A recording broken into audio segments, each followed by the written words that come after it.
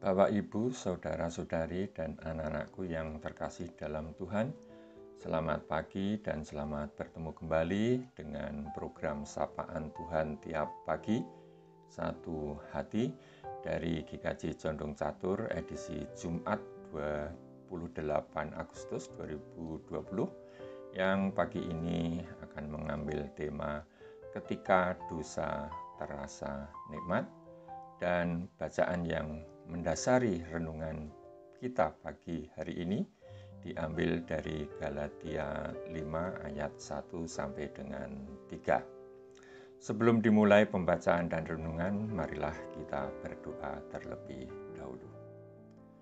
Tuhan Allah Bapa kami yang ada di surga, terima kasih atas berkat-Mu di pagi ini, sehingga kami anak-anak-Mu boleh bangun dari tidurnya dalam keadaan sehat dan tidak kurang suatu apapun. Sebelum memulai aktivitas hari ini, perkenankan kami akan merenungkan sebagian dari firman-Mu sebagai bekal dalam kami melakukan kegiatan hari ini. Kiranya Tuhan memberkati dan memberikan kekuatan, kemampuan untuk dapat menerimanya. Dalam nama Tuhan kami Yesus Kristus kami berdoa. Amin. Bacaan Galatia 5 ayat 1 sampai 3 akan dibacakan oleh salah satu jemaat anak, yaitu Ananda Alea. Saya persilahkan. Bacaan firman Tuhan diambil dari Galatia 5 ayatnya yang ke-1 sampai 3. Supaya kita sungguh-sungguh merdeka, Kristus telah memerdekakan kita. Karena itu, berdirilah teguh dan jangan mau lagi dikenakan kuk perhambaan. Sesungguhnya, aku, Paulus, berkata kepadamu, jikalau kamu menyunatkan dirimu, Kristus sama sekali tidak akan berguna bagimu. Sekali lagi, aku katakan kepada setiap orang yang menyunatkan dirinya, bahwa ia wajib melakukan seluruh hukum Taurat. Demikian firman Tuhan. Terima kasih Ananda Alea. Bapak, Ibu, saudara-saudari, dan anak-anakku yang berbahagia.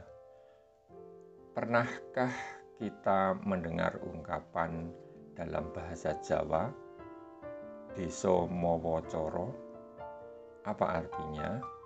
Artinya adalah bahwa setiap daerah, setiap negara, setiap suku, atau kelompok apapun memiliki suatu kebiasaan dan yang kemudian menjadi suatu tradisi yang mereka yakini sesuatu yang baik dan diterima oleh anggota dari kelompok tersebut, dan kemudian tidak jarang hal itu dapat diklaim suatu kebenaran.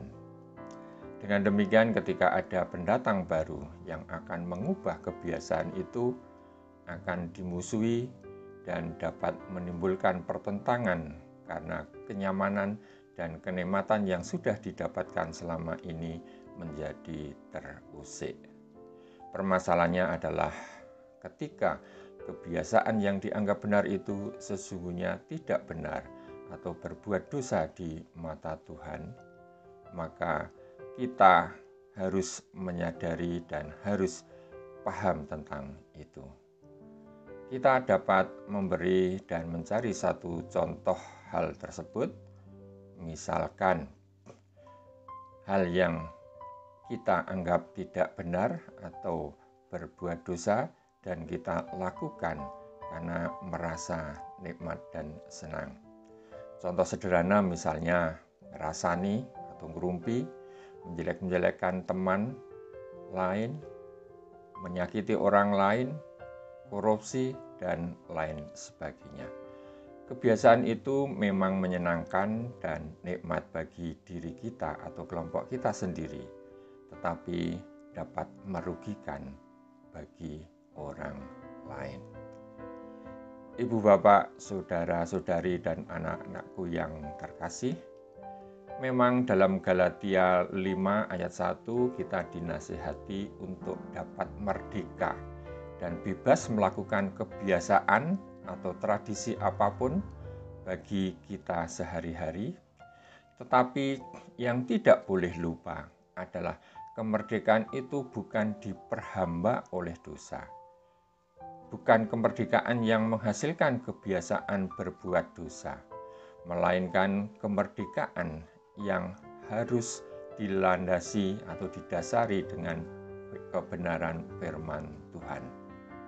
Untuk itu, marilah kita sebarluaskan kebiasaan tradisi kemerdekaan kita dengan berpegang teguh pada kebenaran firman Tuhan. Seperti apa itu?